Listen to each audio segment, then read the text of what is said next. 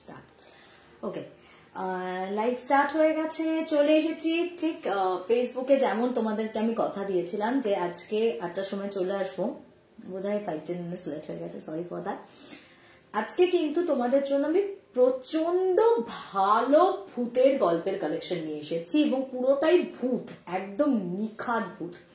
ফার্স্টে অবশ্য একটা এমন স্টোরি দিয়ে স্টার্ট করব যেটা ভীষণ ইউনিক লেগেছে আমার। এখানে আমি বলবো গল্পটা তো এত ডিফারেন্ট একটা অভিজ্ঞতা যে কেন কি বৃত্তান্ত কোনো ব্যাখ্যাও সেটার আমি দিতে পারবো না এক্স্যাক্টলি। সেই একটা ঘটনা যেটা ঈশা আমাকে পাঠিয়েছে, তার সাথে ঈশাদেরই একটা পুরনো বাড়ি, মানে এখন ওরা ফ্ল্যাটে নতুন থাকে, ওটা প্রমোটিং হয়ে গেছে, বাট ওদের যে পুরনো বাড়িটা ছিল সেই বাড়ির কিছু ইনসিডেন্ট আমি বলবো। তো ঈশার দুটো ঘটনা আমি বলবো, আর তারপর আজকে তোমাদের জন্য একটা প্রচন্ড রোমাঞ্চকর এক্সপিরিয়েন্স হতে চলেছে। একটা জঙ্গল, একটা বাঁশবাগান, সেখানে ধরো 5-6টা বন্ধু গিয়ে, মানে ওই এক্সপেডিশনে চক্করে গিয়ে তারপর সেখান থেকে ফিরে এসে তারা ধারাবাহিকভাবে তাদের জীবন কতটা পাল্টে গেল বা তাদের কি কি ঘটলো সাথে, এবং তার যখন কারণ জানা গেল, পরবর্তীতে যখন সেই জায়গাটা থেকে তাদেরকে বেরোতে হলো, সেটার যে লং প্রসিডিওর, মানে সো মাচ ইন্টারেস্টিং। এত সুন্দর একটা ইনসিডেন্ট, মানে স্টোরি লাইন ভূতের গল্পের ক্ষেত্রে আমি পেয়েছি অনেকদিন পরে। কিন্তু আমি জমিয়ে তোমাদেরকে গল্পটা আড্ডা মারবো প্লাস শোনাবো। তো অনেক অনেক গল্প স্টক করে নিয়ে এসেছি, আর আস্তে আস্তে তোমরা সবাই জয়েন করতে থাকো। সিনজিনি লিখছে, হাই আন্টি, অনেকদিন পরে জয়েন করলাম, তুমি কেমন আছো? আমি ভালো আছি। দেবশ্রী ব্যানার্জি লিখছে, কেমন আছো? Happy new year. Happy new year. আচ্ছা, অনেকদিন পরে তাহলে তুমি জয়েন করেছো, এখন নিউ ইয়ার উইশ করছো। স্নিগ্ধজিৎকে অনেকদিন পরে দেখলাম আমার লাইভে। আচ্ছা, তোমার গল্প মানেই হচ্ছে চমকপ্রদ। থ্যাংক ইউ, এটা আমার জন্য অনেক বড় একটা কমপ্লিমেন্ট, থ্যাংক ইউ। জয় মা রক্ষিণী দরবার থেকে, জয় মা রক্ষিণী শোভিক।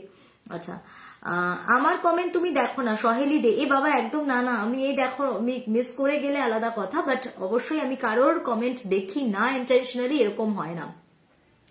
গুড ইভিনিং তাতাই ব্যানার্জি লিখছে, গুড ইভিনিং।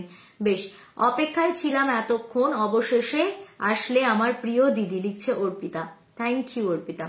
সুজাতা লিখছে, হ্যালো শ্রেয়া, দারুণ লাগছে, থ্যাংক ইউ। পম্পিতা লিখছে, দেবনাথ পাল লিখছে, দিদি কেমন আছো? ভালো আছি। অঙ্কিতা জানা লিখছে, দি তোমার জন্য গিফট এনেছি, তোমার বাড়ি যাব, ফ্রি কবে আছো? আমার জন্য গিফট এনেছো, এটা খুব বড় একটা পাওয়া আমার কাছে। আমার কোন বাড়িতে কখন কোথায় তুমি আসবে, কিভাবে আসতে পারো আর কিভাবে কানেক্ট করতে পারো, সেটা অনেকটা মানে সাবজেক্ট টু ডিসকাশন ম্যাটার। কারণ আমি নিজে কখন কোথায় থাকি, কোন বাড়িতে থাকি, সেটার কোনো অ্যাসিওরেন্স থাকে না। তো ডেফিনেটলি তুমি এনেছো আমার কথা মনে করে, এটা আমার জন্য সব থেকে বড় পাওয়া। আচ্ছা, আমার কমেন্টটা দেখো দিদি, কোয়েল দাস, থ্যাংক ইউ, নাইস গল্প বলো, থ্যাংক ইউ। আবার আমার নামটা বলো, মৌসুমী কুন্ডু মন্ডল। আচ্ছা, ও মৌসুমী কুন্ডু মন্ডল, একবার আমার নামটা বলো। ও তোমার নামটা মিস করে গেছিলাম, তাহলে বলেছি। বেশ, আস্তে আস্তে অনেকে জয়েন করে গেছো, আরো সবাই ধীরে ধীরে ধীরে ধীরে জয়েন করতে থাকো। কারণ আজকে আমি বলেইছি যে আমি সেকেন্ড চ্যানেলে যে স্টোরিটা বলবো সেটা at least it will take 1.5 hours. So এত লেন্দি একটা স্টোরি, ওটা শেষ করতে, কভার করতে আমার অনেক টাইম লেগে যাবে। তাই এখানে আগে একটা এপিসোড কমপ্লিট করে আবার ওখানে যেতে হবে। বেশি কথা আর বাড়াবো না, স্ট্রেট কিছু জিনিস আমি আজকে তোমাদেরকে আগে শেয়ার করব, আর তারপর একদম ডাইরেক্ট গল্পে চলে যাব। জানোই প্রত্যেকদিন আমি গল্পের আগে ছোট্ট করে আমার কিছু বলার থাকে। তো আজকে যেটা বলার আছে, আজকে তোমাদেরকে খুব বেশি না, আমি জাস্ট 3টে জিনিস দেখাবো আর বলবো হচ্ছে পৌশালী চ্যাটার্জির কথা। পৌশালী ওর স্টকে দেখো, যারা কসমেটিক্স বা যাদের কাছে স্কিন কেয়ার প্রোডাক্টস থাকে না, তাদের কাছে ডিফারেন্ট প্রোডাক্টস থাকে, এবং সব প্রোডাক্ট তো মানে জাস্ট প্রমোশনের জন্য পাঠানো পসিবল নয়, আর আমার পক্ষেও লাইভে বসে বসে সব প্রোডাক্ট দেখানো সম্ভব নয়। তো অনেক কিছু আছে ওর কাছে অ্যাভেলেবেল, ইনফ্যাক্ট সবকিছু অ্যাভেলেবেল আছে যেগুলো আমরা দেখতে পাই যে স্টেশনারি শপে থাকে।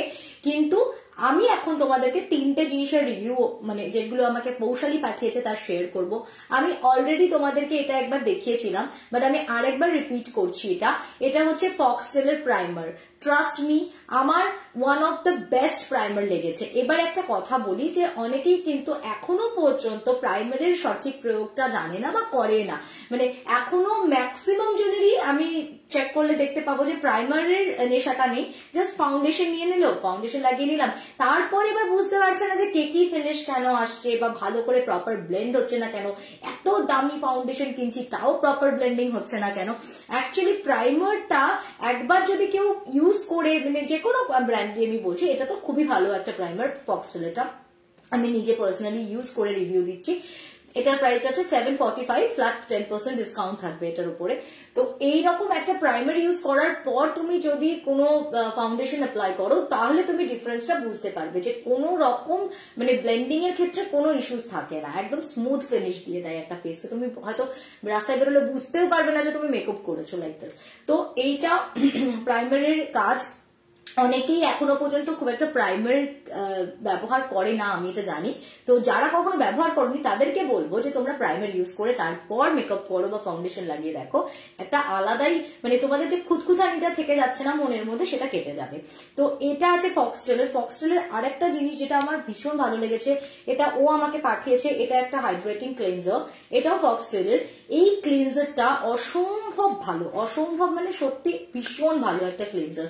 আমি ইভেন মানে বাধ্য হয়েই, আমার কাছে আর ছিল না সেই সময় ঘুরতে গিয়ে, তো আমি এইটাই মিকোকেও ইউজ করিয়েছিলাম। সো এত ভালো এটা, না কোনো স্কিনের প্রবলেম হয়। এবার দেখো অনেক ক্ষেত্রে অনেক বড় বড় ব্র্যান্ড প্রোডাক্টস এর ক্ষেত্রে অনেক ইস্যুস আসতে পারে, that is different, but foxtail product গুলো আমার ভীষণ ভালো লেগেছে। এটার প্রাইস আছে 349, হ্যাঁ 349, তার উপরে এটা যাবে ফ্ল্যাট 10% ডিসকাউন্ট। পৌশালীর কাছে এরকম ফক্সটেল ছাড়াও প্রচুর ব্র্যান্ডসের তুমি যা কিছু চাইবে, প্রাইমার, ফাউন্ডেশন, ক্লিনজার, তোমার যে কোনো লিপস্টিক, হাইলাইটার, সমস্ত রকম কসমেটিক্স প্রোডাক্ট অ্যাভেলেবেল থাকে। ও আর একটা আমাকে জিএম এর একটা ডিওড্রেন্ট পাঠিয়েছে, এটাও খুব সুন্দর, জিন অ্যান্ড মিজা, এটাও খুব সুন্দর।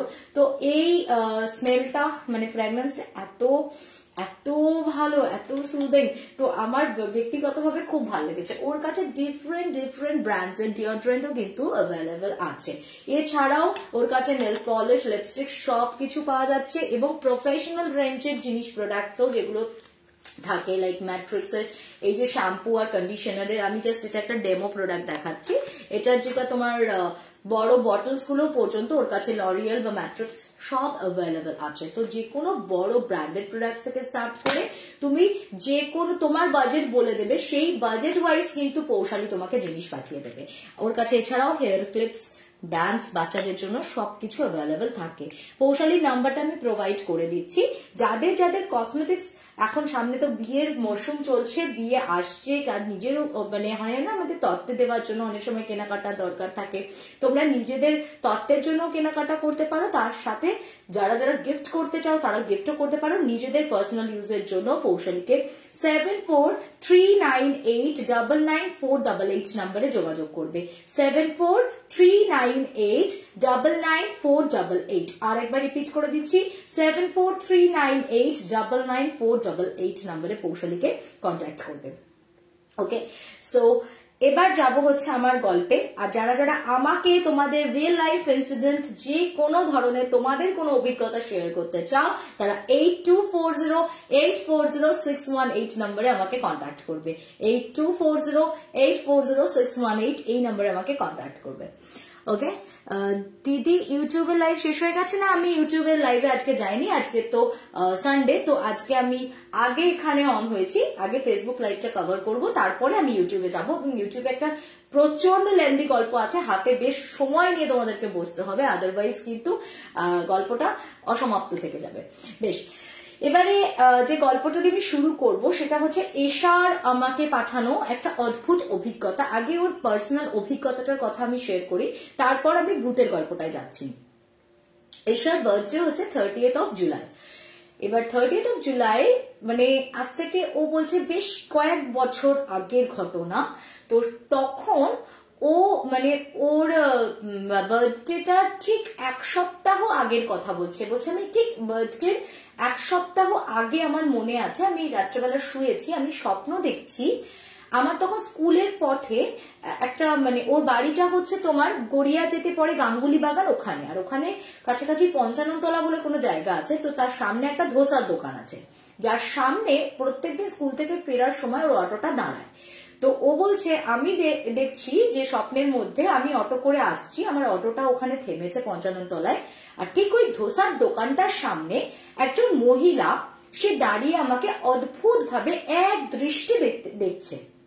এবার ভদ্রমহিলার যে ডেসক্রিপশন ও আমাকে দিয়েছে সেটা হচ্ছে কাইন্ড অফ একটু যদি রাজস্থানী মহিলাদের যে ধরনের গেট আপ হয়, মানে ওদের যে নেটিভ ড্রেস আপটা যেরকম হয়, যে একটা নিচে রেড কালারের লেহেঙ্গা আছে আর তার ওপরে একটা শর্ট হোয়াইট কালারের ওই ব্লাউজ কাটের কুর্তি টাইপের বলতে পারো, আর তার সাথে মাথায় চুড়নি, মানে ঠিক রাজস্থানী বলবো বা ওই বঞ্জারানদের যেরকম ধরনের গেট আপ হয় না, হাতে কড়া বাড়া দেওয়া, তো ওই রকম হাতে পায়ে মোটা মোটা কড়া, ওই রকম একটু বঞ্জারান টাইপের একটা গেট আপ, একজন ভদ্রমহিলা ওর দিকে খুব করুণ একটা দৃষ্টি দিয়ে একভাবে স্থির হয়ে তাকিয়ে রয়েছে।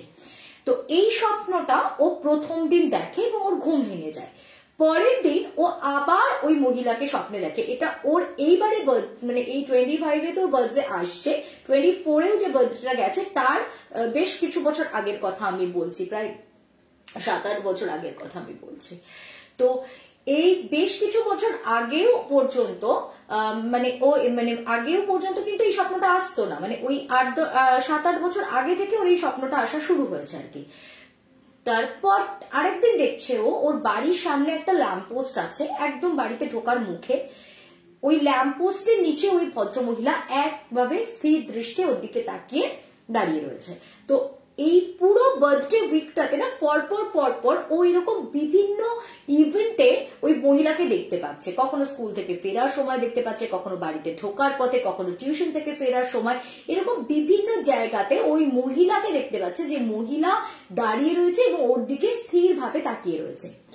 বার্থডে ঠিক আগের দিন রাত্রেবেলা ও স্বপ্ন দেখছে ও টিউশন থেকে ফিরছে, ভদ্রমহিলা ওর বাড়ির সামনের ওই ল্যাম্পপোস্টের তলায় দাঁড়িয়ে রয়েছে এবং হট করে তার দিকে এগিয়ে এলো, এসে ওর হাতটাকে চেপে ধরলো, আর খপাত করে হাতটাকে চেপে ধরে বলছে, এই তুই এদের সাথে কি করছিস, তুই এখানে আছিস কেন, তুই আমার সাথে চল, তুই তো আমার মেয়ে, তুই এখানে কি করছিস, এদের সাথে থাকবি না, তুই আমার সাথে চল। ও বলছে আমি ঘুমের ঘরে প্রচন্ড ভয় পেয়ে যায় এবং একজন অপরিচিতা, সে এতদিন ধরে আমাকে এরকম ফলো করছে, আমাকে দেখছে প্রত্যেকদিন, দেখতে দেখতে এরকম হঠাৎ করে একদিন এসে বলছে তুই আমার মেয়ে, তুই আমার সাথে চল। আমার এত ভয় পেয়ে গেছিলাম আমি না ঘুমের মধ্যেই ওনাকে ছাড়ো বলে মানে হাতটাকে এক ঝটকা দিয়ে আমার হঠাৎ ঘুমটা ভেঙে গেছে। আমি দেখছি ও আমি তো স্বপ্ন দেখছি, বাট এটা এতটাই রিয়েলিস্টিক ছিল পুরো স্বপ্নটা, ওর যেন মনে হচ্ছিল যে সত্যি সত্যি ওই ভদ্রমহিলা এসে ওর হাতটাকে বোধহয় সজোরে চেপে ধরেছে। এইবার হচ্ছে অন দ্য ডে, মানে ডি ডে, যেটা ডেস্টিনেশন ডে। এবার সেই বার্থডে দিন আর কি রাত্রেবেলা সবাই পার্টি হয়ে গেছে, এবার ও ঘুমোতে যাচ্ছে, তো ও ক্যালেন্ডার দেখছে। হ্যাঁ, মানে ওর এটাও মনে আছে যে ও স্বপ্নের মধ্যে ক্যালেন্ডার দেখছে, যেখানে দেখছে যে ওর বার্থডে ডেটটা আর ডেটা দুটো সেম, মানে সেই বছর যে বছর স্বপ্নটা দেখছে সেই বছর কিন্তু ওর অরিজিনাল যে বার্থডে মানে জন্ম তারিখ আর জন্মের তোমার দিনটা মেলেনি, মানে অন্য দিন পড়েছিল, কিন্তু ও ক্যালেন্ডার ওয়াইজ দেখছে যে আমার বার্থডে দিনটা আর বার্থডে তারিখটা সেম পড়েছে, ম্যাচ করেছে। তো এটা ও দেখলো ক্যালেন্ডারে এবং দেখছে যে ওর বাড়ির ছাদে একটা খুব সুন্দর পার্টি অ্যারেঞ্জ করা হয়েছে। একটু বলি, ওরা কিন্তু বরাবরই হচ্ছে জয়েন্ট ফ্যামিলি এবং ওর ফ্যামিলিটা খুব সুন্দর, দাদু ঠাম্মা মানে কাকা, ওর বাবা, 2 ভাই, ওনারা, পিসির বিয়ে হয়ে গেছে, এক পিসি আছে ওর, এবং ওই মানে কাকু কাকিমা আর ও একমাত্র কন্যা সন্তান, আর ওর কাকার কাকা কাকিমা আর ওদের একটা ছেলে আছে, মানে ওরা দুজন ভাই বোন।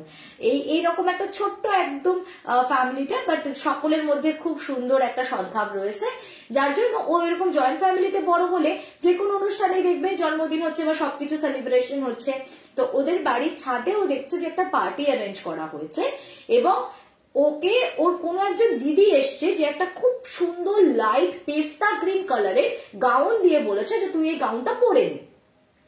ওই গাউনটা ওপরে পড়তে গেছে ওর রুমে। ও যখন ওর রুমে গাউনটা পরে চেঞ্জ করছে, ও ঠিক দেখতে পাচ্ছে প্যারালালি আর একটা ফ্ল্যাট আছে। তো সেই ফ্ল্যাটের ছাদটা ওর রুম থেকে দেখা যায়। ওই ফ্ল্যাটের ছাদে একজন মানে দাঁড়িয়ে রয়েছে, এবং সে যখন পেছনে ঘুরে ও বুঝতে পারে যে এটা ওই মহিলাই দাঁড়িয়ে আছে, এবং সে কটমটে একটা খুব মানে এতদিন তো তাও একটা পোলাইট দৃষ্টি ছিল, একটা সফট দৃষ্টিতে ওর দিকে তাকিয়ে থাকতো, ওকে ফলো করতো। বাট এবারে সে না প্রচন্ড একদম সেই রক্ত চক্ষু তার যেন ঠিকরে আসছে, এবং সে ভীষণ রাগি রাগি ভাবে তাকিয়ে মাথাটাকে না নাড়াচ্ছে, মানে প্রচন্ড রেগে মাথাটাকে নাড়াচ্ছে। মানে সে চাইছে না যে ও এই বার্থডে পার্টিটাতে কোনোভাবে এই সেলিব্রেশনের মধ্যে পার্টিসিপেট করুক। এবার যথারীতি ও তো ড্রেস পরে ও ওইদিকে গুরুত্ব না দিয়ে পর্দাটা টেনে রেডি টেডি হয়ে ও পরে চলে গেছে। এবার ওখানে ও স্বপ্নে দেখছে যে ও কেক কাটছে, আর একদম সবাই মিলে যেরকম বার্থডে সং করছে, সবাই মিলে হাততালি দিচ্ছে। ইতিমধ্যে হঠাৎ করে ওই একদম ওদের ছাদের দরজাটার কাছে ওই মহিলাকে দেখতে পাচ্ছে দাঁড়িয়ে আছে। আর সেই মহিলা ওখানে দাঁড়িয়ে বলছে যে তুই এখানে কি করছিস, এদের সাথে তুই কি করছিস, তুই তো আমার মেয়ে, তুই চল আমার সাথে, তুই এখানে এদের সাথে কি করছিস, তুই আমার সাথে চল, আমার সাথে চল বলে ওই মহিলা মানে জাস্ট একটু এগিয়ে এসেছে। স্বাভাবিকভাবে ওর ভাই বা বাড়ির বাকি দাদা কাকারা যারা ছিল সবাই মিলে তার দিকে গিয়ে বলছে এই আপনি কে, কে আপনি কোথা থেকে এসছেন, কি বলছেন এসব, কি বলছেন এসব। সঙ্গে সঙ্গে মহিলা ওর মানে ওই পেটের কাছটাতে একটা ওই চূর্ণিটা যেখানে বাঁধা ছিল সেখান থেকে একটা ছোড়া বের করে আর দিয়ে মানে একদম ইনস্ট্যান্টলি ওর ভাইকে, বাবাকে, কাকাকে সবাইকে স্ট্যাব করতে শুরু করে, এবং জোরে জোরে জোরে জোরে স্ট্যাব করতে শুরু করে। শেষ পর্যন্ত ও একদম এসে যখন মানে ইভেন ও দেখতে পায় যে ওর মাকে, ওর কাকিমাকে, ঠাকুমাকে, দাদুকে ওই মহিলা এক এক করে ওয়ান বাই ওয়ান সবাইকে স্ট্যাব করতে করতে মানে মেরে ফেলে ছুরিটা দিয়ে। আর একদম শেষে ওর কাছে গিয়ে ওর হাতটা চেপে ধরে বলছে তুই আমার সাথে যাবি কিনা বল, তুই আমার মেয়ে, তুই কেন এদের সাথে আছিস, তুই আমার সাথে চল বলে ওর হাতটা ধরে প্রচন্ড জোরে টানছে।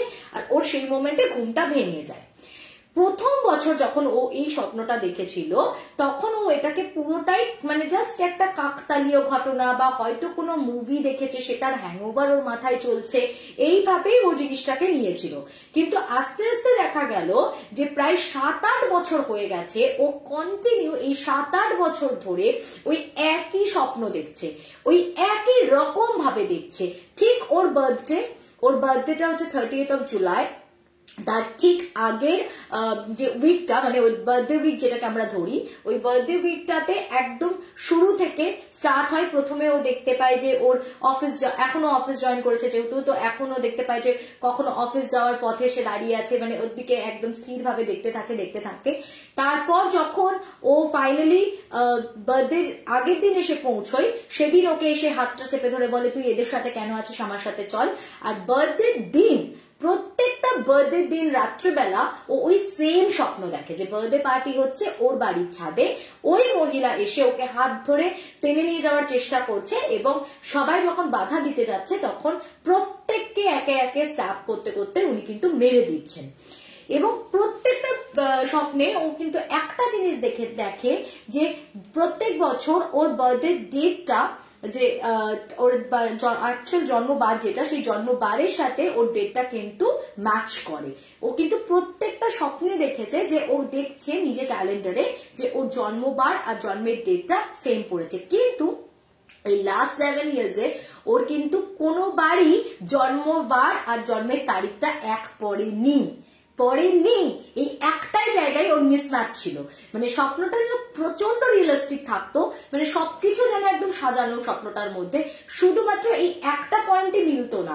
কেননা ও বারবার দেখতো যে একই দিনে পড়েছে, কিন্তু বারবার ও মিলিয়ে দেখতো যে অ্যাকচুয়ালি পড়েনি, ঠিক আছে, রিয়েল লাইফে পড়েনি। এইবারে ও আমাকে ফোন করে বলছে যে শ্রেয়াদি আমার সব থেকে বেশি ভয় বা টেনশন তুমি বলতে পারো এইবারে, মানে এই 2025 সালের 30th of July দেখবে সম্ভবত বুধবার পড়েছে। বলছে এই অনেক বছর পর আমার জন্মবার, অরিজিনাল জন্মবার আর জন্মের তারিখ কিন্তু ম্যাচ করেছে। এই এত বছর ধরে আমি স্বপ্ন দেখছি, কিন্তু প্রত্যেক বছর কিন্তু আমার ওটা ম্যাচ করতো না, অ্যাকচুয়ালি অন্য ডেট পড়তো। মানে সরি মানে ডেটটা অন্যবার পড়তো, কিন্তু এই অনেক বছর পর আমার ম্যাচ করেছে এবং আমি প্রচন্ড টেন্স যে এটা আমার জন্য কোনো, আমি এটা বিলিভ করি যে আমার জন্য কোনো একটা স্ট্রং ইন্ডিকেশন যে কিছু একটা হতে চলেছে এবং সেটা নেগেটিভ কিছু, এবং ও প্রচন্ড ভয়ে ভয়ে রয়েছে।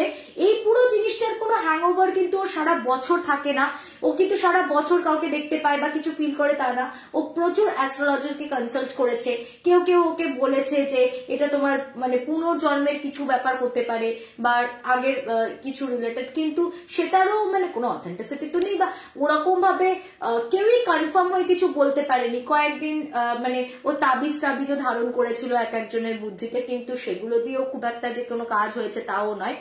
ও বলছে আমার এখন মেন যেটা ভয়ের কারণ, আমি ভাবছি যে এই 30th of July মানে ও এবারে বলে দিয়েছে কতটা সিরিয়াসলি নিয়েছে দেখো ওর স্বপ্নটাকে। ও যেহেতু প্রত্যেক বছর সেম স্বপ্নটা দেখতো, ও এবারে একদম স্ট্রিক্টলি বলে দিয়েছে সবাইকে যে আমার এবারে কোন রকম বার্থডে কোনো সেলিব্রেশন আমরা করবো না ছাদে, যেটা প্রত্যেক বছর আমাদের হয়। আমরা কোনোভাবেই কোনো পার্টি করব না, সবাই যে যার মতো নিজেদের এমনি বাড়িতে একটু খাওয়া দাওয়া করলাম, পায়েস হলো, ব্যাস ওইটুকুনি। কোনো সন্ধ্যেবেলা আমরা party first of all arrange করবো না। আমার ওর ভাইবসটা এটা আসছে যে ওই পার্টিটা অ্যারেঞ্জ করলে সেখানে কিছু একটা খারাপ হতে পারে এবং সেটার ইন্ডিকেশন ও বহুদিন আগে থেকে পাচ্ছে।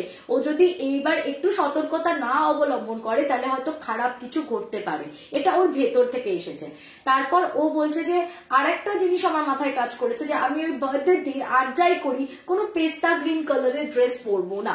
আমি ইভেন কাউকে পরিষ্কার বলে দেবো যে আমাকে যে কোনো কালারের তোমরা ড্রেস যদি গিফট করো করবে, কিন্তু পেস্তা গ্রিন কালারের কোনো ড্রেস কিন্তু গিফট করবে না। আর আমিও কোনো গ্রিন কালারের ড্রেস ওই দিনকে পরবো না। মানে মোটামুটি যে জিনিসগুলো ও দেখেছে প্রমিনেন্টলি স্বপ্নে, সেই জায়গাগুলোকে বা সেই জিনিসগুলোকে ও অ্যাভয়েড করতে চাইছে। তাতে ওর ধারণা যে যদি অঘটন কিছু খারাপ কিছু হওয়ার ইঙ্গিত পেয়েছে তো সেই জায়গাটা আর কি রিকভার্ড হয়ে যেতে পারে। এখন আমিও এই গল্পটা শোনার মানে এই ঘটনাটা শোনার পর থেকে ভীষণ এক্সাইটেড। এবার আমাকে সেই 30 তারিখের জুলাই মানে জুলাই 30th অব্দি আমাদের সবাইকে হাপিত্তেশ করে বসে থাকতে হবে যে কি হলো কি হলো, কিছু কি ঘটলো কিছু কি ঘটলো, এই একটা ব্যাপার আমাদের মাথাতেও ঢুকলো। দেখা যাক কি হয়। তো বলছে আমার একটাই জায়গায় বারবার ওই জায়গাটা নক করছে যে এইবারে কিন্তু আমার ডেটটা আর বারটা মিলেছে। তাহলে এই জিনিসটাই আমি বারবার স্বপ্নে এত বছর ধরে দেখতে পাচ্ছি, কি জানি কোনো অশুভ সংকেত বা যেটা আমি পাচ্ছিলাম সেরকম কিছু ঘটতে চলেছে কিনা। আই উইশ যেন এরকম খারাপ কিছু না হয়, তোমার বার্থডেটা খুব সুন্দর করেই কাটুক। ওয়েল এইটা একটা অদ্ভুত ইনসিডেন্ট যেটার সাথে এইবার ওদের বাড়ির ঘটনা এসে এটার কোনো অ্যাকচুয়ালি কানেকশন নেই, এটা ওর ব্যক্তিগত একটা সমস্যা। আর এরপরে যেটা বলবো সেটা হচ্ছে ওদের যে গাঙ্গুলি বাগানের এখন ফ্ল্যাটটা সেই রিলেটেড একটা ঘটনা বলি। ওর দাদুর যখন 15 বছর বয়স ছিল সেই সময় উনি কিছু হাতে সোনার কাজ জানতেন। তখনকার দিনে উনি বাংলাদেশ থেকে চলে আসেন এবং বউবাজারে উনি একটা দোকান নেন। বউবাজারে উনি ওখানে একটা সোনার দোকান করেছিলেন। প্রথমে ওই নর্থ কলকাতার দিকেই থাকতেন, কিন্তু ওনার সাউথটা বেশি পছন্দ ছিল। বাট সেই সময় এই জায়গাগুলো আস্তে আস্তে ডেভেলপ করছে তো গাঙ্গুলি বাগান বা এই দিকগুলো, ওখানে উনি লোক লাগিয়েছিলেন যে মানে সেটা সঙ্গে সঙ্গে নয়, মানে দোকান খোলার পরে পরেই নয়, দোকান খুলেছেন, তারপরে বিয়ে হয়েছে, বিয়ে হয়ে তারপরে তার 2 ছেলে হয়েছে, মেয়ে হয়েছে, মানে এই সবকিছু হয়ে গেছে। তারপর মানে হয় না অনেকদিন হয়ে গিয়ে একটা জায়গায় স্টেবল হয়ে যাওয়ার পরে আস্তে আস্তে মনস্থির করে যে না এবার একটা ঘর বাড়ি করতে হবে, সেরকম স্থিতিতে আমি বলছি। মানে যখন ধরো প্রায় ছেলেরা অনেকটাই বড়, মানে ওর বাবা সব থেকে বড়, ঈশার বাবা, তারপরে ওর মেজো পিসি আর তারপরে ওর ছোট কাকা। তো ওর বাবা যখন ওই বাড়িতে গেছে তার 2-3 বছরের মধ্যেই তার 21 বছর বয়স হয়ে যায় এবং ওনার বিয়ে হয়েছিল 21 বছর বয়সে। তার মানে ধরো তার 3-4 বছর আগে দাদু খুব খোঁজ লাগাতে শুরু করে যে কোথায় একটা ভালো মানে বাড়ি টাড়ি করে আমি থাকবো, নিজের মতো একটা স্পেশিয়াস বড় বাড়ি করবো, দিয়ে থাকবো। এবার গাঙ্গুলি বাগানে তখন 2100 টাকাতে উনি একটা বিরাট বড় প্লট পান। প্লটটা না মানে একটুখানি 60-40 করে পার্টিশন করা আছে। 60% যে দিকটা আছে সেই দিকটাতে তোমার বড় বসত বাড়িটা, তার সাথে আরো কিছু স্পেস আছে, এল শেপের বাড়িটা, একদম টানা পরপর ঘরগুলো, শর্ট টার্মটা ওয়াইজ পরপর দুটো বাথরুম চলে গেছে। আর তার আরেকটা যে পার্ট, মানে মাঝখানটা তো উঠোন পড়ে যাচ্ছে, উঠোনের যে আরেকটা পাশ আছে সেখানে পরপর পরপর নারকেল গাছ, তাল গাছ, সুপারি গাছ, পেয়ারা গাছ ইত্যাদি রয়েছে, একটা দিকে কলপার রয়েছে। এই হচ্ছে বাড়ির স্ট্রাকচারটা ছিল, মানে ওটা একটা বসত বাড়ি মোটামুটি রেডি করা স্ট্রাকচারই ছিল। আর ওই যে বাকি 40% ছিল জমিটার, ওইখানটাতে অ্যাকচুয়ালি মানে ওটা একটা চাষাবাদ করার মতন জমি, মানে ওখানে ফলন টলন হতো, কেউ গাছ টাছ লাগাতো, ওই এমনি একটা ফাঁকা স্পেসে পড়ে আছে। তো যখন উনি প্রথম যোগাযোগ করেন, যে দালালের মাধ্যমে আর কি জমিটা দেখেছিলেন, উনি খুব অনেস্ট ছিলেন। উনি তখনই বলেন যে দাদু আপনাকে, মানে একটা কথা বলেন দাদুকে যে এই পুরো জমিটা না তুমি নিও না, মানে এই যে 60% যে বসত বাড়ির পার্টটা আছে ওটা তুমি বাদ দিয়ে দাও, তুমি বাকি 40%টা নাও, এইখানে কোনো সমস্যা হবে না, এইখানে তুমি মানে ভালো করে ভিত করে একদম নিজের মতন করে বড় করে বাড়ি করো। তো দাদুর ব্যাপারটা হচ্ছে যে দাদু দেখছে অত সুন্দর একটা পুরো করা তৈরি করা একটা বাড়ি, বসত বাড়ি, একদম তখনও বাড়িটা একদম সুন্দর কন্ডিশনে রয়েছে, তার সাথে দাদুর বাজেট ওয়াইজ 2100 টাকায় মানে দুটোই আমি যখন পেয়ে যাবো আর আমি সেটা অ্যাফোর্ড করতে পারছি, তাহলে আমি কেন শুধু শুধু একটা পার্ট কিনবো, আর আমি ওইটুকুনি জমি নিয়ে কি করব। তো দাদু তখন বলছে যে না না, আমার এতগুলো বাচ্চা কাচ্চা নিয়ে ওইটুকু জমিতে কিছু হবে না, আমি এই বড়টাই নেব। তখন ওই ভদ্রলোক নাকি বলেছিলেন যে আসলে এই পুরো যে জমিটা, এই জমিটা হচ্ছে একজন ভদ্রমহিলার নামে ছিল। তো সেই ভদ্রমহিলার 2 মেয়ে, তার বড় মেয়ে আর ছোট মেয়ে দুজনেরই বিয়ে হওয়ার পর 2 জামাই আসে, এবং ছোট জামাইটা যে ছিল সে ছিল অত্যন্ত লোভী। তার বিয়ের পর থেকে প্রথম টার্গেট হচ্ছে যে কি করে বড় বোনকে এই এত বড় জমিটার থেকে মানে কি করে তার অংশীদারিটা আর কি সরিয়ে দিয়ে পুরোটাকে হড়প করা যায়, পুরোটা কি করে ওর নিজের ওয়াইফের নামে করিয়ে নেবে, এই প্রচেষ্টাটা চলতো। এবং এই নিয়ে অত্যন্ত বাজেভাবে শাশুড়ি মায়ের সাথে এসে এসে উনি ঝগড়া করতেন, খুব মানে একটা বাজে বিহেভিয়ার করতেন। একদিন নাকি দুপুর বেলা ওই ভদ্রমহিলা ভাত খাচ্ছিল, ভাত খেতে বসেছে, হঠাৎ করে ওই ছোট জামাই এসে চড়াও হয় এবং প্রচুর কথা বলতে বলতে আস্তে আস্তে হাঁটাপাই হতে শুরু করে, এবং ওনার কাছে একটা কিছু মানে ছিল কুঠা টাইপের শক্তপোক্ত কিছু একটা তুলে উনি সঙ্গে সঙ্গে ওনার শাশুড়ি মাকে কুপিয়ে দেন। বলে নাকি এই দৃশ্য যারা লোকাল মানুষেরা দেখেছে তারা দেখেছে যে এমন ভাবেই কুপিয়ে দিয়েছিল, সঙ্গে তখন সদ্য ভাত খাচ্ছিলেন তো উনি, ডাইজেশনটাও হয়নি, তো উনার পেট থেকে মানে পেটে এমন করে কুপিয়েছিল, পেট থেকে একদম ভাত টাতগুলো বেরিয়ে চলে এসেছে, এইরকম নৃশংস ভাবে ওনাকে কোপানো হয়েছিল ওখানে। পরবর্তীতে তো যাই হোক উনাকে তো থানা পুলিশ সবকিছু হলো ইত্যাদি যা হলো, কিন্তু তারপরে ওই 2 মেয়ে আর এই বাড়িতে থাকতে পারেনি, হস্তান্তরিত হয়ে তারপর ফাইনালি এখন দাদুর কাছে প্রস্তাবিত যে আপনি এই জমিটা নেবেন কিনা, এই হলো ব্যাপার। ওই দালাল এত ভালো ছিলেন, উনি তখনই এটা বললেন যে আমার মনে হয় যে যে জমিতে এইরকম একটা সাংঘাতিক ইনসিডেন্ট ঘটেছে, আপনার ওই বসত বাড়িতে থাকার কি দরকার ছেলেপিলে নিয়ে, আপনি বরং এই পাশের প্লটটা নিন। কিন্তু দাদু ওইসব একদমই মানতেন না, এবং উনি বললেন যে না না, আমার কোনো ব্যাপার না, আমার যখন কোনো সমস্যা নেই তোমার কি সমস্যা, তুমি পুরোটাই আমাকে দাও। কারণ দাদুর আবার মতলব ছিল অন্য। দাদু মনে করেছিলেন যে সেই সময় আমি আমার যে 60% যে জায়গাটা আছে ওখানে বাড়িটা এত সুন্দর করে করাই আছে, আমাকে আর খরচা করে প্রথমত বাড়িটা করতে হবে না, আমি পুরো জমিটা পেয়ে গেলে বাড়িটা তো পেয়ে যাচ্ছি। তার সাথে আরো একটা ব্যাপার হচ্ছে যে ওই যে পাশের জমিটা উনি আবার মতলব করছেন যে বরং আমি বাড়িটা বাড়ির মতন থাকলেও ইনট্যাক্ট আমি ওই জমিটা ওনার একজন মানে ভাতৃ সময় বলবো, ওনার কোনো জ্যাঠতো দাদা টাদা হবে যার সেও জমি খুঁজছিল, তো ওই ভাইকে উনি একটু কম করে বিক্রি করে দেবেন, তাহলে ওনার কিছু টাকাও আসবে ইনস্ট্যান্টলি। তো এরম একটা প্ল্যান করেন, করে দাদু পুরো জমিটাই কিনেছিলেন এবং ওই বসত বাড়িটাতেই ওনারা মানে বাস শুরু করেন। উনি সস্ত্রীক, উনি ওনার সমস্ত সন্তান সন্ততি নিয়ে ওখানে চলে আসেন। আর এই পাশের যে প্লটটা মানে যেটা ওই লোকটা বারবার বলেছিল যে এটাই বরং অনেক ভালো প্লটটা, এই প্লটটায় কোনো সমস্যা নেই, এখানে ওনারা ফলন টলন করতেন, তো এই জায়গাটা এমনিতেই খুব উর্বর, আপনি এখানে থাকুন, এই মাটিটা ভালো। কিন্তু উনি ওটাই বরং আবার ওনার ওই জাততো দাদাকে বিক্রি করে দিয়েছেন, আর ওনাদের যে 60% পোর্শনটা ছিল সেখানে ওনারা নিজেরা থাকতেন। বেশ, ওখানে ঢোকার পর ইনিশিয়ালি কিন্তু কোনো সমস্যা কিছু হয়নি সেরকম। প্রায় বছর 2 পর তোমাদের হয়তো অনেকেরই ইনসিডেন্টটা মনে থাকবে, একবার বউবাজারে মানে বিরাট বড় ডাকাতি হয়েছিল, পরপর অনেকগুলো মানে পুরো বউবাজার এলাকার অনেকগুলো দোকানে ডাকাতি হয়েছিল এবং রাতারাতি প্রচুর ব্যবসাদার পুরো দেউলিয়া হয়ে যায় সেই সময়। তো এই দাদুও ওই তাদের মধ্যে একজন ছিলেন। ওনার দোকানে এমন ভাবে ডাকাতি হয়েছিল যে ওটা ইনস্ট্যান্ট ওখানে রিকভার করার মতন মানে ক্যাপাসিটি দাদুর আর ছিল না। তা দাদু কি করলেন, তখন বাধ্য হয়ে বউবাজারের ওই সোনার দোকানটা ওনাকে ছেড়ে দিতে হয়। উনি যেহেতু হাতের কাজ নিজে জানতেন, ওনার যেহেতু সোনার ব্যবসা সম্পর্কে আইডিয়া এত বছরের ছিল, সেই অভিজ্ঞতার ভিত্তিতে উনি তখন ওনার এই গাঙ্গুলি বাগানের বাড়িতেই নিজের একটা ছোট্ট দোকান মতন করেন। হ্যাঁ, একটা ছোট্ট জুয়েলারি হাউস খোলেন এবং ওখানেই উনি নিজে নিজে কাজ করতেন। তা মোটামুটি বলতে নেই চলতো ঠিকই, কিন্তু দাদুর যে মানে একটা মানে ফোলা ফাঁপা একটা সোনার ব্যবসা বিরাট বড় ছিল, সেখান থেকে অনেকটাই কিন্তু আর্থিক অসঙ্গতি দেখা গেল এই বাড়িতে আসার পরে।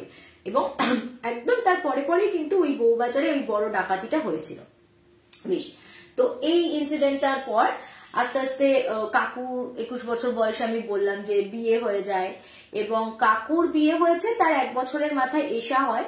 এশার আরো মানে যখন 1 বছরের বার্থডে আর কি সেলিব্রেট করা হয়ে গেছে বা হবে এরকম, এশার 1 বছরের মাথায় হঠাৎ করে একদিন রাত্রেবেলা ঘরে আগুন লেগে গেছে। আগুন কি হয়েছে না, ওই যে ঘরটাতে উনি কাজ করতেন মানে সোনার কাজ করতেন, ওই ঘরটাতে শর্ট সার্কিট হয় এবং তাতে পুরো ঘরে আগুন ধরে যায়। এবং তখন দাদুর আরো অনেকটা লস হয়েছিল। এই লসটা দাদু বুঝতে পারলো যে আমি কোনোভাবেই রিকভার করতে পারবো না।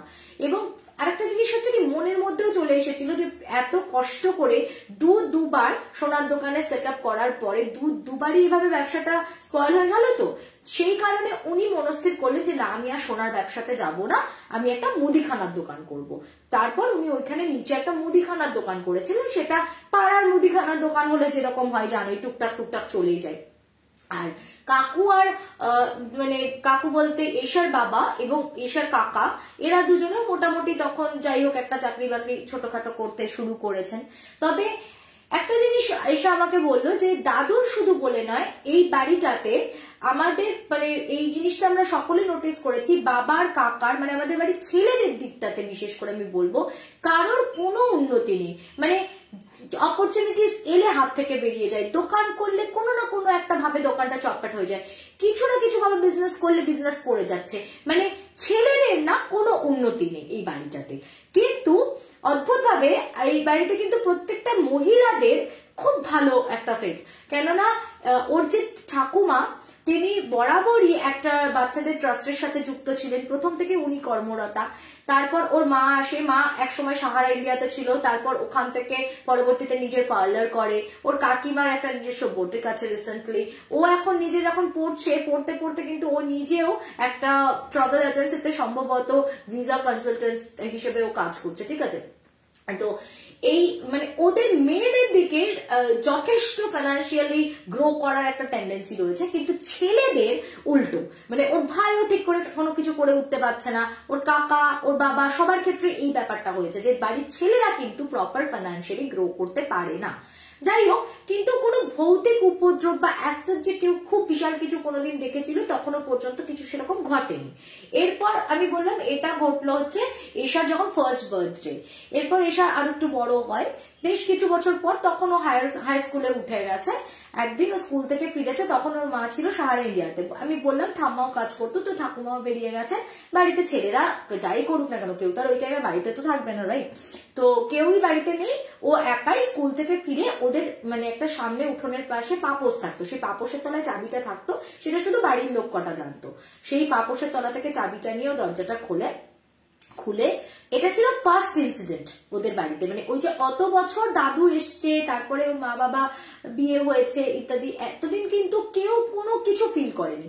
এই এশার সাথে ফার্স্ট এই ইনসিডেন্টটা ঘটে, এবং যেটা চট করে বাড়ির অন্য কেউ প্রথমে মেনেও নিতে চায়নি, কেননা কেউ কখনো কিছু ফিল করেনি। হঠাৎ একটা কথা বলছে এশা, কি করে মানবে সেটা? এবার এই যে ব্যাকগ্রাউন্ড স্টোরিটা আমি বললাম গল্পের, যেটা দাদুকে জমি বিক্রির আগে বলা হয়েছিল, সেটা অবশ্য কিন্তু এশা তখনও জানতো না। হ্যাঁ, যে সময় ওর এই ঘটনাটা ঘটে, এই ব্যাকগ্রাউন্ড স্টোরিটা এশা তখনও জানতো না, বা কোনোদিন দাদু হয়তো সেভাবে কাউকেই বলেননি। পরবর্তীতে ঘটনার পরিপ্রেক্ষিতে তখন এই কথাটা বেরিয়ে এসেছিল। যাই হোক, তখনও এশা এটা জানতো না। এখন ও ঢুকে বলছে আমি চেঞ্জ করতে গেছি, এবার যা হয় আর কি। এবার চেঞ্জ করতে গিয়ে দেখছি দরজাটা টক টক টক টক করে থেকে নক করছে।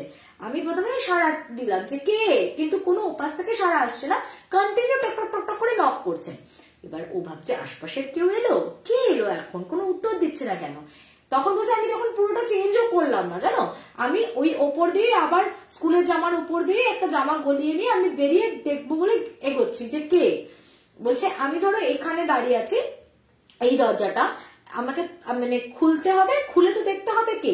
এবার যদি কেউ একটা ওপারে দাঁড়িয়ে থাকে, সে যদি আমার চোখের নিমেষে পালিয়েও যায় দৌড়ে, অন্তত পক্ষে তাহলে আমি দরজা পর্যন্ত পৌঁছানোর কিছুক্ষণ আগে আওয়াজটা থেমে যেতে হবে, সে নক করে পালিয়ে যাবে, একটা তো তারও তো একটা টাইম চাই। বলছে আমি যখন দরজাটা এই পাশে দাঁড়িয়ে আমি দরজাটা খুলছি ছিটকিনিটা, তখনও কিন্তু টক টক টক টক টক টক টক টক টক হচ্ছে, মানে একদম ফ্র্যাকশন অফ সেকেন্ডস এর মধ্যে কি করে কেউ কোথাও চলে যেতে পারে। বলছে আমি যেই দরজাটা খুললাম, মানে যতক্ষণ দরজাটা খুলিনি ছিটকিনিটা নামাচ্ছি, তখনও টক টক টক টক টক টক টক টক করে নকিং হচ্ছে। যেই আমি দরজাটা খুললাম তখন সাডেনলি বেরিয়ে এসে দেখছি কেউ নেই, কেউ কোথাও নেই। মানে আমার খুব ভয় লাগলো, কারণ আমি এতক্ষণ ধরে নক করছে, মানে একবার দুবার নয়, মানে যে মনের ভুল বা আমার বুঝতে কোথাও ভুল হয়েছে, এতক্ষণ ধরে কন্টিনিউ নক করে যাচ্ছে টক টক টক টক টক টক টক টক করে, আমি সাড়া দিচ্ছি, কোনো উত্তর দিচ্ছে না। তা ও আবার ভালো করে দেখার জন্য ও ওপর থেকে উঠোনে নামলো, উঠোনে নেমে বললো যে ওই নারকেল গাছের দিক টিক গুলো আমি একটু দেখছি যে কেউ কোথাও আছে কিনা। বলে আমি তারপর দেখতে না পেয়ে পেছনে ফিরে এবার দিদি আমি ঘরের মধ্যে ঢুকবো। আমি পেছন ফিরে এবার যে একদিকে আসছি, আমি বললাম এল শেপের ছিল বাড়িটা, তাহলে ওর ধরো লেফট হ্যান্ড সাইডের দিকে ওর বাথরুমটা পড়ছে। বলে আমি না হঠাৎ করে থমকে গেলাম।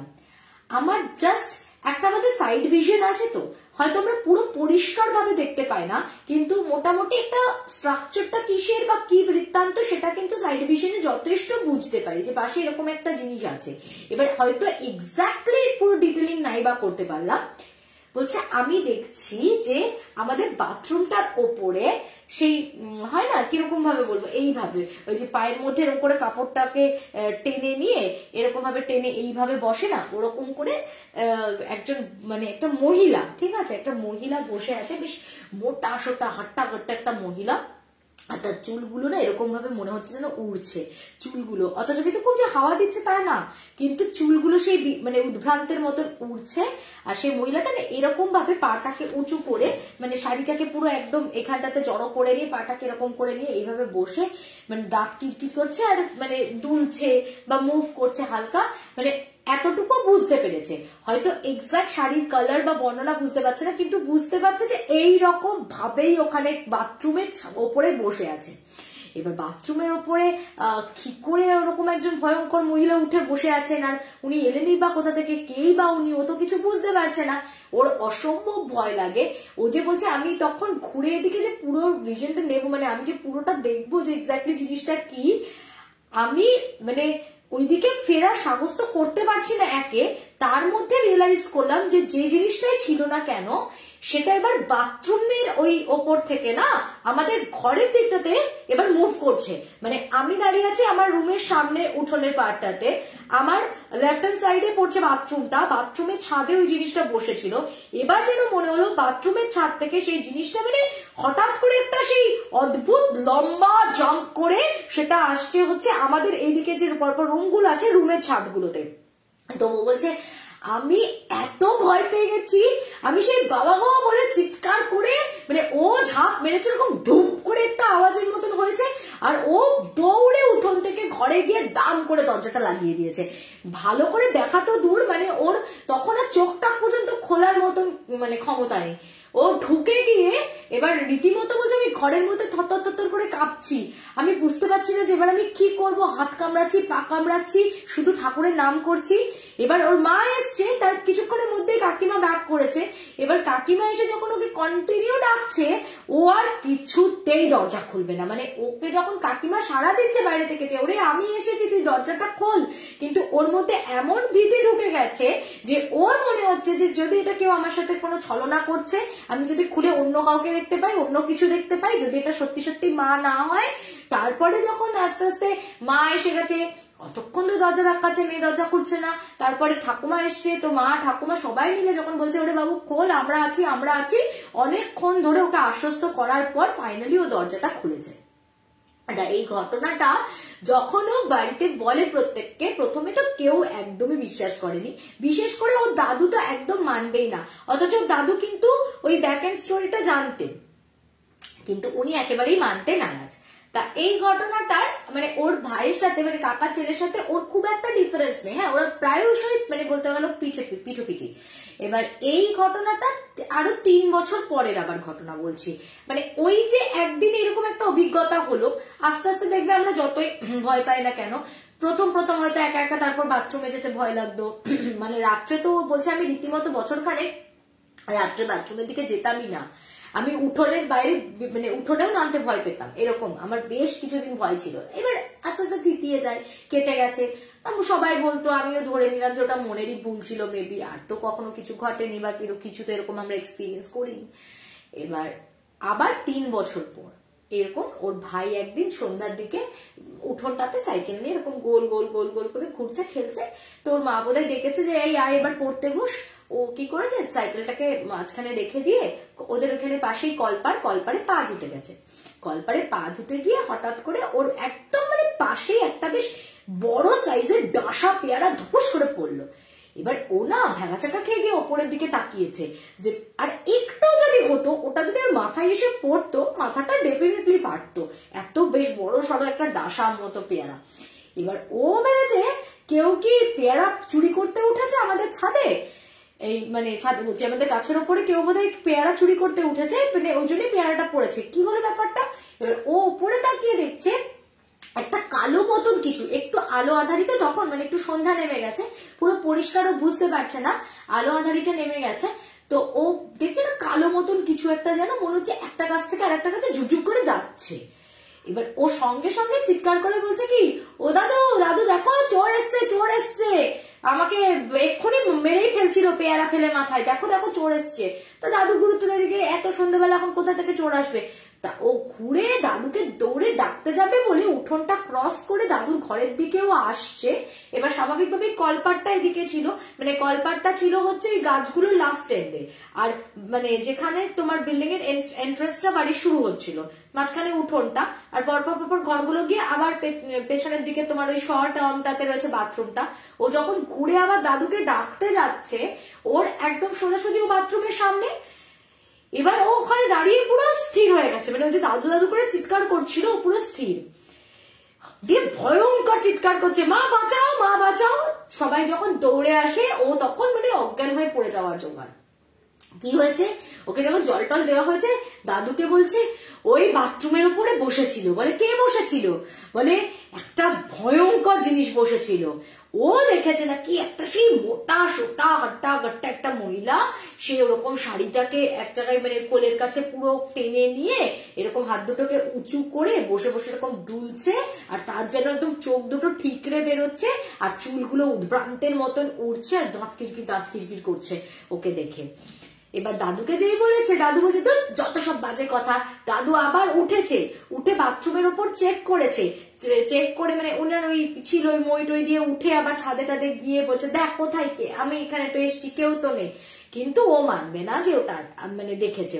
এবার তখন ও যখন দেখলো, ও যখন সেম কথা বললো, তখন আর কি মা কাকিমা ওরা আস্তে আস্তে কনভিন্সড হচ্ছে যে না এই জিনিসটা তো 3 বছর আগে একবার ঈশাও বলেছিল, আবার ও বলছে, এতটা ভুল দুজনে কি করে এত সিমিলার জিনিস দেখতে পায়।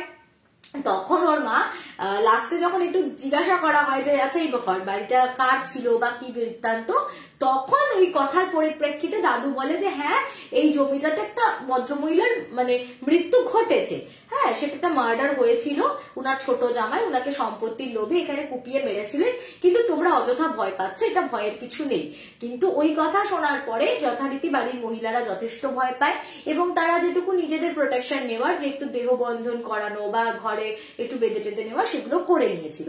বাট আলটিমেটলি এই জিনিসটা না যে প্রত্যেক দিন কিছু ভুতুরে উপদ্রব চলতো বা প্রতিনিয়ত কিছু না কিছু ঘটছে, এরকম ব্যাপারটা কিন্তু ছিল না। ওই এত বছর ওরা ওই বাড়িতে থেকেছে, ওই দুবারই, একবার ঈশা দেখেছে আর একবার ওর ভাই দেখেছে। আর আরেকটা এক্সপিরিয়েন্স ওদের হয়েছিল ওই বাড়িতে, মানে প্রমোটারকে দেওয়ার আগে স্টেজে আমি বলছি, যে আরেকটা অভিজ্ঞতা হচ্ছে যে তখন ঈশা একজনের সাথে রিলেশনশিপে এসেছে, তো সেই ছেলেটির সাথে ও ভিডিও কলে অনেকটা লেট নাইট পর্যন্ত কথা বলতো। এবার গল্প করতে করতে অনেক সময় হয় না ঘুম এসে যায়, এক পাশে ও ঘুমিয়ে পড়েছে, আর ছেলেটা ওর থেকে একটু বড় ছিল, তো সে ল্যাপটপে তখন কাজ করতো, তো ও কাজ করতে করতে প্রথম প্রথম প্রেমে যা হয়, বউ ঘুমোচ্ছে তাও কলটা কাটবো না, একটু বসে বসে দেখবো মন ভরে, বউ ঘুমোচ্ছে, এরকম একটা ব্যাপার। তো সেই স্টেজটার কথা বলছি, ওই স্টেজে আর কি ওর ওই কথা হতো তার বয়ফ্রেন্ডের সাথে রেগুলারলি রাত্রবেলা ভিডিও কলে, ও আলাদা সেপারেটই শুতো একটা রুমে, কিন্তু ওর বাড়িতে ওর মা জানতো ব্যাপারটা, ঠিক আছে, ওর মাকে বলেছিল প্রথম থেকে যে আমার এরকম একটা ছেলের সাথে রিলেশনশিপ হয়েছে, আর যেহেতু ছেলেটা একটু বড় ছিল, একটু সেটেল ছিল, তো ওর কোনো প্রবলেম নেই, মেনেও নিয়েছিল বাড়ি থেকে। এনিওয়েজ, তো ওই ছেলেটি এবার দেখছে ভিডিও কলে, দেখতে দেখতে বোধহয় ওই মেয়েটা ঘুমিয়ে পড়েছে। হঠাৎ করে মেয়েটা খানিকক্ষণ পরে ঈশা বলছে আমি শুনছি যে চিৎকার করছে, এই তুই বেরো ঘর থেকে, তুই বেরো, এই ঘর থেকে তুই বেরিয়ে যা, ঘর থেকে তুই বেরিয়ে যা। এরকম হুড়মুড় করে উঠে বসে বলছে ঘর থেকে বেরিয়ে কোথায় যাব, ঘর থেকে বেরিয়ে মা বাবা তো যে যার মতন সবাই তো সবার রুমে ঘুমাচ্ছে, আমি কোথায় যাবো এখন মাঝরাতে ঘর থেকে বেরিয়ে। তুই গিয়ে তোর দাদুর ঠাম্মার ঘরে চলে যা, ওখানে গিয়ে মাটিতে বিছানা করে শো, তাও ঠিক আছে, তুই এই ঘরটায় থাকিস না। তো বলছে কেন, কি আছে, কি দেখেছিস? বলছে আমি তোকে পরে বলবো, তুই এখন বেরো এখান থেকে, ঘর থেকে বেরো। এবার ওই ছেলেটার সাথে রিলেশনশিপটা স্টার্ট হওয়ার পর খুব স্বাভাবিকভাবেই, মানে কখনো কেউ বাড়ি নিয়ে তো আর এরকম অদ্ভুত অদ্ভুত বাজে কথা বলে না, আর সেগুলো বলতেও চাইনি প্রথমে। তো ছেলেটা কিন্তু এই বাড়ির ব্যাপারে কিছুই জানে না, বা ওরও যে অভিজ্ঞতাটা হয়েছিল বা ওর ভাইয়েরও যে এরকম কোনো অভিজ্ঞতা হয়েছিল সেগুলো সম্পর্কে ছেলেটি কিন্তু একেবারেই কোনোভাবে অবগত ছিল না। এবার সে কিন্তু একদম আননোয়িংলি ওকে বলেছে তুই এরকম উঠে বেরিয়ে যাবে। কি হয়েছে, পরের দিন সকালবেলা যখন ও ভয় পেয়ে বেরিয়েও গেছে, কি ওর দাদুর ঘরে শুয়ে গেছে, এবার পরের দিন সকালবেলা ওর মা যেহেতু জানতো, তো ছেলেটি ওর মাকে ফোনে বলছে যে আমি আন্টি কালকে রাতে একটা বিভৎস জিনিস দেখেছি। বলছে কি হয়েছে?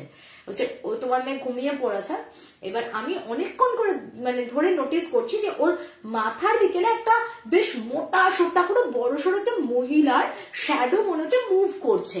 হ্যাঁ, তা আমি প্রথমে ভেবেছি কি তুমি এসেছো, আমি বারবার জিজ্ঞেস করছি যে বেশ গলা উঁচু করে, কে কাকিমা তুমি তুমি ফোনটা কেটে দাও তো, তাহলে ও ঠিক করে শুয়ে যাক, আমি কেটে দিচ্ছি, আমি এরকম বারবার বলছি, আমি জিজ্ঞেস করছি যে কাকিমা তুমি কি বলে। করতে করতে হুশ করে কি হলো, ও ভিডিও কলটা দেখে এরকম বলছে বারবার যে কাকিমা তুমি, হট করে কলের সামনে একদম ক্যামেরার সামনে ওপাশে ফোনের দিক থেকে একটা মুখ যেন ধেয়ে এলো, এবং ধেয়ে আসে, সেটা আবার হুশ করে যখন পেছনে সরে গেল, ও দেখছে একটা শাড়ি পরা ভয়ঙ্কর রক্তবর্ণ চোখ একটা মহিলা, পুরো চুলগুলো তার যেন মনে হচ্ছে উড়ছে, সেই জিনিসটা একদম ওই মেয়েটা ঘুমোচ্ছে তার পেছনে দাঁড়িয়ে রয়েছে, মেয়েটার খাটের পাশে দাঁড়িয়ে রয়েছে। আর সেই জিনিসটাই মুখটা এরকম হয় না, সামনে তোমাকে পুরো ধেয়ে এলে ক্যামেরার মধ্যে মুখটা, সেটা সেই জিনিসটা ধেয়ে এসে আবার জিনিসটা দূরে সরে গেল, দিয়ে ওর ঠিক পেছনে একটা আলমারি ছিল, সেই আলমারিটার মধ্যে যেন মনে হলো হুট করে মিশে গেল জিনিসটা। তখনই ও ভীষণ ভয় পেয়েছে, আর ও আর কিছু না হলেও বাড়িতে ওর মা বাবা কাকা কাকিমা এদেরকে তো চেনে, বাড়িতে কে কে থাকে বা এত রাতে সেদিন বাড়িতে কে কে উপস্থিত, এই জিনিসগুলো তো জানে। কাজে ওই রকম একজন আননোন পার্সন হঠাৎ করে ওরকম ভয়ঙ্কর দেখতে তার মধ্যে, আর সেই চোখগুলো কেমন নিচের দিকগুলো না কালো কালো অদ্ভুত রকম দেখতেও ছিল তাকে আর কি। তো ও বুঝতে পারে যে এটা কোনো নর্মাল কিছু নয়। আর সব থেকে বড় কথা, ও যখন দেখেছে ওটা আলমারিতে ভয়ঙ্কর ভাবে মিশে গেছে, তো তখন ও আর নিজেকে রেসিস্ট করতে পারেনি, ওইভাবে চিৎকার করে। তারপর যেটা হয় যে ওনারা একজনকে ডাকেন এবং তাকে কনসাল্ট করার পর উনি বলেছিলেন যে এটা তো অনেকদিন আগের ব্যাপার, তো এই বাড়িটা যতদিন না পর্যন্ত ঠিকঠাক করে রেনোভেশন হচ্ছে বা পুরো একদম তোমরা ভেঙে আবার নতুন করে না করছো, এই বাড়িটার কিছু করণীয় নেই। তারপর দাদুর একবার স্ট্রোক হয়, তো দাদু যখন অসুস্থ হয়ে পড়লো তখন আর কি সকলে মিলে ওরা ডিসাইড করে যে না, তাহলে বাড়িটা এবারে প্রমোটারকে দিয়ে দেওয়া হোক, এমনিতেও বাড়িতে এই সমস্যাগুলো হচ্ছে। এবার ও ওই ছেলেটি যে বর্ণনা দিচ্ছে, ওর ভাই আর ও তিনজনে যে যাদেরকে দেখেছে, তিনটে বর্ণনা বা তিনটে মানুষের গড়ন যা বললো একদম সিমিলার, কিন্তু তিনজনেই কিন্তু কেউই কারোর সাথে কারোরটা আগে থেকে না জেনেই কিন্তু বলেছে প্রত্যেকটা বার। এই ছেলেটি তো কিছু জানতোই না ইভেন যে এরকম কিছু হতে পারে। যাই হোক, তো তারপর সবার ভয়ও লাগছিল যে এত ভুল কি সবারই একরকম ভুল কি করে হতে পারে। তারপর ওরা ডিসাইড করে যে না, এটা প্রমোটারকে দিয়ে দেবে। তো তারপর প্রমোটারকে দিয়ে এখন ফ্ল্যাট হয়ে গেছে। আরো একটা জিনিস আমাকে বলছিল যে আরেকটা দিদি জিনিস, যে আমাদের বাড়িতে না কোনোদিন কোনো পুজো সুষ্ঠুভাবে দেওয়া যেত না। এত বছর যে ওরা ওই বাড়িতে ছিল, এমনি ধরো নিত্যদিনের নিত্য নৈমিত্তিক পুজো ঠিক আছে, বাট প্রত্যেকের বাড়িতেই দেখবে শখ করে কখনো নরনারায়ণ পুজো দিই আমরা। শখ করে কেন বলবো, মানে এটা একটা ভালো মানে পজিটিভ সাইড যে আমরা মাঝে মাঝে বাড়িতে নারায়ণ পুজো দেওয়া উচিত, বা কেউ কোনো সময় বাড়িতে ধুমধাম করে একটু বড় করে লক্ষ্মী পুজো করে, মানে যেটুকু তো সবার বাড়িতেই হয় না। বলছে আমরাও যখন বাড়িতে চাইতাম কি এবারে একটা বড় করে হয়তো কালী পুজো দিতে চাইছি, বা কখনো বড় করে একটু লক্ষ্মী পুজো করতে চাইছি, বাট আমরা কোনোবার বাড়িতে কোনো পুজো দিয়ে উঠতে পারতাম না, আমরা কখনো পুজো দিতে পারতাম না।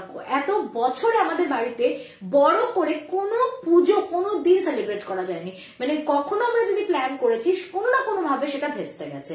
এবারে একদম পুজো দেওয়া যেত না। যাই হোক, তারপর এখন তো পুরো ফ্ল্যাট হয়ে গেছে, এখন মানে পুরো ভেঙে প্রমোটারকে দিয়ে ওরা 4 বছর মতন বাইরেই ছিল।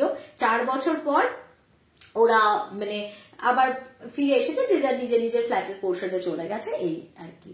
তো ওই ফ্ল্যাটের ছাদেই এখন ও যে স্বপ্নটা পায় না, আমি বললাম ওই স্বপ্নটাও এখনো ও কিন্তু ওই ফ্ল্যাটের ছাদেই পাই, যে ওই ফ্ল্যাটের ওপরে ছাদটাতে তোমার পার্টিটা চলছে, আর তার মধ্যে ওই উনি এসে ওইভাবে দাঁড়িয়ে রয়েছেন এরকম ভয়ঙ্কর ভাবে। মানে এটা তো স্বপ্নটা দেখা তো অনেকদিন আগে থেকে শুরু করেছে, মানে প্রায় 7-8 বছর আগে। আগে যখন ও বাড়িতে থাকতো না, ও দেখতো বাড়ির ছাদে, এখন ফ্ল্যাটে থাকে, তো এখনো স্বপ্নটা আসে ফ্ল্যাটের ছাদে। খুব রিলেটেবল যার জন্য বিষয়টা, মানে সবসময় মনে হয় কি সত্যি সত্যি এই জিনিসটা মানে হ্যাপেনিং একটা হচ্ছে, ঘটছে আমার সাথে, এবং যার যে ভয়টা ওকে মারাত্মক এখন গ্রাস করেছে। তা এই ঘটনাটা খুব ইন্টারেস্টিং ছিল। এখন অবশ্য ফ্ল্যাট হয়ে যাওয়ার পর এমনি একটু প্রোটেকশন ওরা দিয়ে নিয়েছে, ওই জমিটার শুদ্ধিকরণও করা হয়েছে, কাজেই এখন সব ঠিকঠাক আছে, আর কোনো সমস্যা নেই। সো আমার এই ইনসিডেন্টটা ঈশার কাছ থেকে শুনে খুব ভালো লেগেছিল, খুব এনজয় করেছিলাম আমি। অ্যান্ড আই থট যে চলো তোমাদেরকেও শেয়ার করি। তোমরা যদি তোমাদের আরো কোনো ইন্টারেস্টিং স্টোরি আমার সাথে শেয়ার করতে চাও, 8240840618 নাম্বার আমাকে কন্ট্যাক্ট করবে। আর তার সাথে ডেফিনেটলি আমার ভিডিও যারা পরে রেকর্ডেডও দেখো, তাদেরকে একটা ছোট্ট রিকোয়েস্ট করবো যে ভিডিও দেখার শেষে একটা করে কমেন্ট ড্রপ করতে কিন্তু অবশ্যই ভুলবে না। আর ভালো লাগলে এই ভিডিওটা আমার থাকবে সত্যি ভূতের গল্প ইউটিউব চ্যানেলটা সাবস্ক্রাইব করে নেবে। প্রচুর গল্প হচ্ছে, কে লিখছে এত কথা? আচ্ছা, পৌলমিতা লিখছে যে একটা ঠাকুরের গল্প দিয়ে শেষ করো প্লিজ। আজকে তো প্রচুর মানে এত লেন্দি একটা গল্প আছে এরপরে, সেটা শেষ করতে আমার প্রচুর টাইম লেগে যাবে, তো কাজে আজকে আর মনে হচ্ছে না রে হবে বাবা। আচ্ছা, আর রাত্রে ঘুমাতে পারবো না, কি ভয়ঙ্কর, লিখছে জয়শ্রী ঘোষ। থ্যাংক ইউ, খুব ভালো ছিল দিদি, লিখছে দেব। আচ্ছা দিদি, একটা যে গল্প বলেছিলে মেয়েটার একজন ডিভোটির সাথে আস্তে আস্তে সম্পর্ক হয়েছিল, এখনো ওরা ওইরকম একটা গুড টার্মসেই আছে, আস্তে আস্তে রিলেশন গ্রো করছে। ছেলেটার ব্রহ্মচর্যটা হয়ে গেলে ওভার, তারপর এবার ও ডিসিশন নেবে যে ও বিয়ে করবে কি করবে না। সব থেকে বড় কথা হচ্ছে শোনো, স্পিরিচুয়াল লাইফ লিড করলেও যে মানুষ কেমন সেটা বুঝে ওঠা তো অত মুখের কথা নয়। তো আমার ফ্রেন্ডও এখনো পর্যন্ত সেও একটা ডাউট করছে যে কি করব, মানে আগে আরো একটু জানি না, একটু বুঝি না, তারপরে ডিসিশন নেবো, কারণ এমনিতেও গেলে তোকে জার্মানি চলে যেতে হবে, ও তো এখানে থাকতে পারবে না। তো এতটা বড় রিস্ক নেবার আগে একটু ভাবনা চিন্তা করে ধীরে সুস্থে ডিসিশন নেবে। আচ্ছা, জয়তী চক্রবর্তী লিখছে ভালো, খুব সুন্দর, থ্যাংক ইউ। ওমা তোমায় খুব ভালো লাগছে, লিখছে সায়নী ব্যানার্জি, থ্যাংক ইউ। দিদি অ্যাস্ট্রোলজার দিদি ভাইয়ের কোনো স্টোরি না, আজকে যে স্টোরিটা আছে সেটা আরো মারাত্মক। শোন, মানে এইরকম গল্প শুনতে আমরা ভীষণ এনজয় করি। আমি ছোটবেলায় দেখতাম, মানে আহাটে বা ফিরকইয়েতে এরকম হতো না যে কয়েকটা ছেলে মিলে, মানে কয়েকটা ছেলে মেয়ের ফ্রেন্ডস গ্যাং মিলে ওরা ঘুরতে গেছে কোথাও গিয়ে, তারপর কোনো একটা পুরোনো হোটেলে বা হাভেলিতে আটকা পড়ে গেছে, একটা করে 1 by 1 প্রত্যেকের সাথে কিছু একটা হ্যাপনিং, তারপর বা কোনো জঙ্গলে গিয়ে তাদের মধ্যে কিছু একটা ঘটছে। তা এইরকম একটা অনেকদিন পর একটা পুরোনো ভাইবসও আছে গল্পটার মধ্যে, আর মানে মারাত্মক একটা ইনসিডেন্ট। তো যেহেতু এটা ভীষণ লেন্দি, চলো এটা আমি শ্রেয়া সেনগুপ্তাচার্য ব্লগস আমার চ্যানেলে শেয়ার করতে চলেছি, ওখানে আমরা কন্টিনিউ করবো। হ্যাঁ, এখান থেকে আমি এবার এন্ড করছি। Good night.